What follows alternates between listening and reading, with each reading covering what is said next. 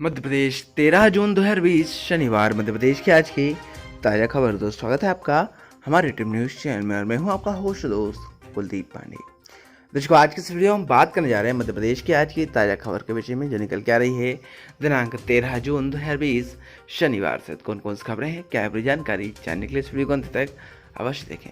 आइए शुरू करते हैं पहली बड़ी अपडेट खबर से जो निकल के आ रही है। सरकार का बड़ा फैसला, पेट्रोल डीजल पर अतिरिक्त कर की वृद्धि। दोस्तों कोरोना संकट काल के बीच मध्य प्रदेश के लोगों को बड़ा झटका लगा है। राज्य सरकार ने पेट्रोल डीजल के वर्तमान अतिरिक्त कर में एक रुपए की वृद्धि की है। डीजल पर वैट के अलावा पहले से 2 रुपए और पेट्रोल पंप 3 रुपए 50 पैसे अतिरिक्त कर था।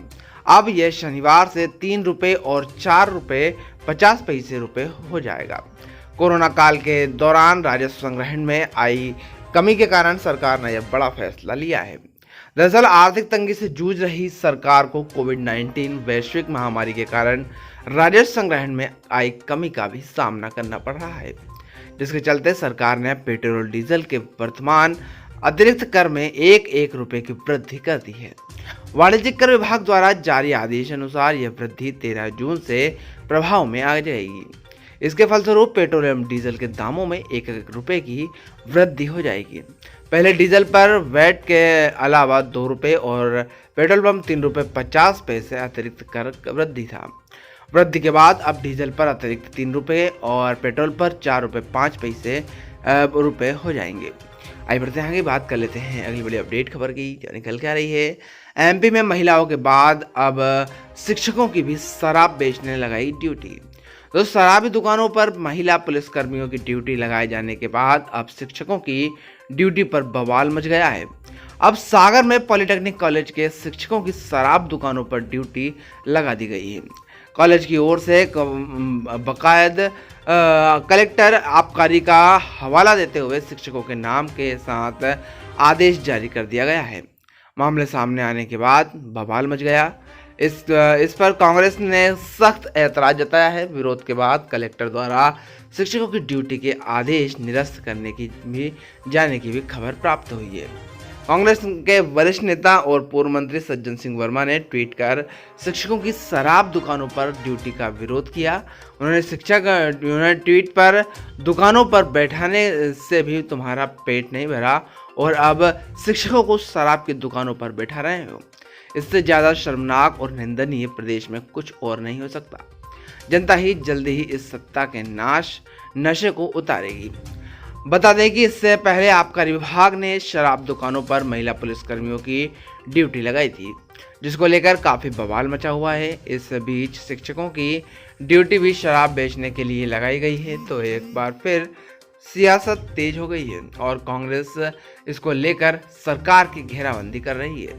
हालांकि बताया जा रहा है कि विरोध के बाद सरकार ने शिक्षकों की शराब दुकानों पर ड्यूटी निरस्त कर दी है और आगे से इन दुकानों के संचालन के लिए आबकारी विभाग के अलावा केवल पुलिस होमगार्ड के कर्मचारियों की भी सेवाएं लेने का फैसला किया गया है। अब बढ़ते आगे, बात कर लेते हैं अगली बड़ी अपडेट खबर की जो निकल के आ रही है।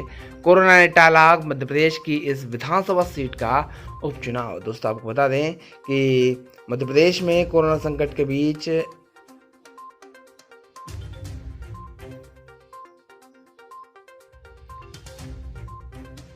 चुनाव आयोग ने जोरा विधानसभा का उपचुनाव स्थगित कर दिया है। मध्य प्रदेश कांग्रेस कमेटी के प्रभारी चुनाव आयोगकार जेपी धनोपिया ने जोरा एवं आगर मालवा के उपचुनाव लोक जनप्रतिनिधित्व व अधिनियम अनुसार निश्चित 6 माह की अवधि में आयोजित कराने संबंधी जानकारी प्राप्त करने के लिए मुख्य निर्वाचन पदाधिकारी को ज्ञापन देकर मांग की थी कि उसका उत्तर चुनाव आयोग ने दिया है। आयोग द्वारा बताया गया है कि कोरोना की महामारी के कारण प्रचार, ईवीएम तथा वीवीपीटी जो है मशीनों से होने वाले परेशानियों के कारण जोरा विधानसभा का उपचुनाव अनिश्चित अवधि के लिए स्थगित किया है एवं आगर मालवा का निर्णय बाद में लेने का सूचना किया है। आपको बता दें कि दिसंबर 2019 में जोरा और आगर मालवा विधायकों के निधन होने से ये सीट रिक्त हो गई थी और संविधान के अनुसार रिक्त सीटों पर चुनाव 6 महीने के अंदर कराना होता है। हालांकि इस अवधि को विशेष कारणों से आगे भी बढ़ाया जा सकता है। आइए बढ़ते हैं आगे, बात कर लेते हैं अगली बड़ी अपडेट खबर की जो निकल के आ रही है कोरोना वायरस से।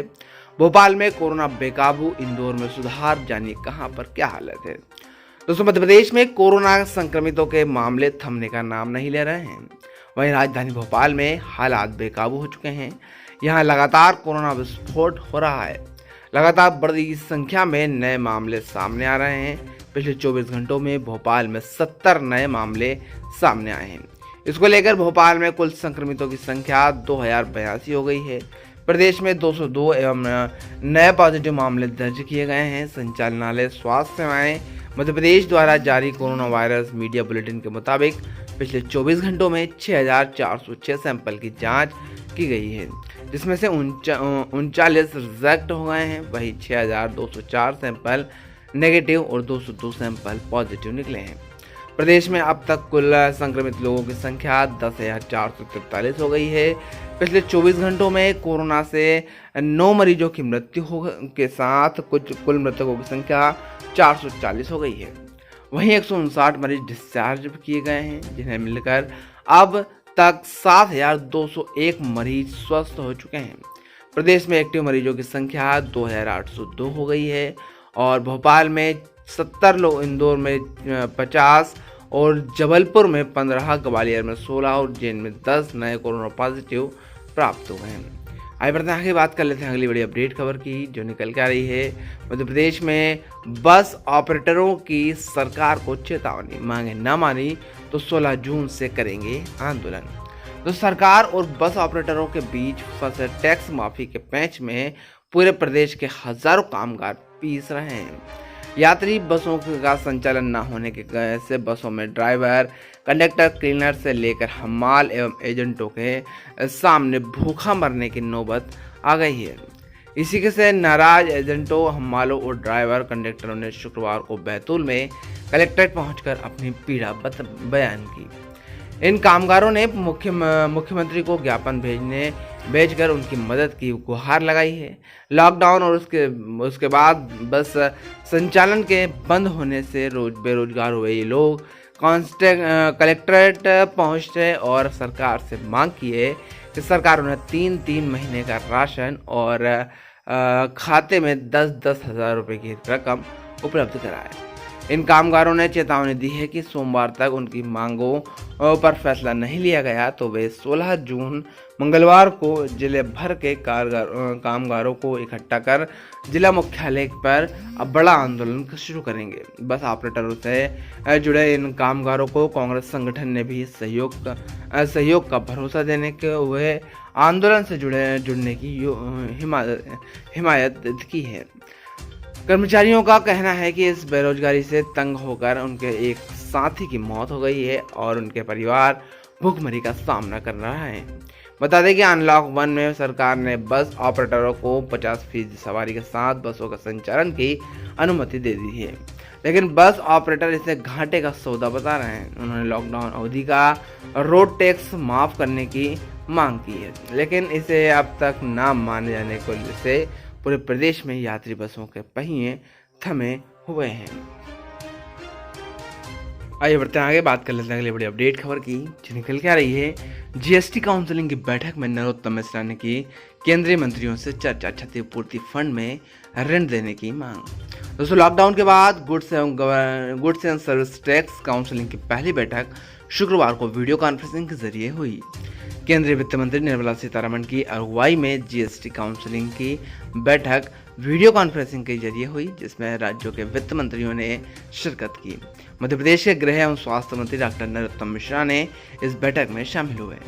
उन्होंने केंद्र द्वारा प्रदेश की जीएसटी को 1,386 करोड़ रुपए की राशि प्रदान करने के लिए आभार जताया। इस अवसर पर नरोत्तम मिश्रा ने कोरोना काल में फिलहाल रोजगार की बेहद आवश्यकता है और इसलिए क्षतिपूर्ति के फंड में ऋण की व्यवस्था हो जाए और जो कर्ज 3 से 5% बढ़ाया है उसमें जो शर्तें लगाई गई हैं उनमें रिलीफ की मांग की है। साथ ही उद्योगपतियों से चर्चा के दौरान सामने आई बात कि डॉक्टरी उपकरण खरीदने में लाभ नहीं मिलता, लेकिन जीएसटी देना पड़ता है। वहीं बिल्डर्स से चर्चा में सामने आया है कि उन्हें 12% जीएसटी लगता है। नरोत्तम मिश्रा ने इस 12% को घटाकर 9% करने की मांग की। इस बैठक में टैक्स रेवेन्यू पर कोविड-19 के प्रभाव पर ही भी चर्चा की गई। दर्शकों की जानकारी जो हम आपके लेकर आए थे मध्य प्रदेश की आज की ताज़ा खबर जो निकल के आई थी दिनांक 13 जून 2020 शनिवार से। दर्शकों आज के इस वीडियो में इतना ही। हम फिर आए रहते हैं नए विषय के साथ।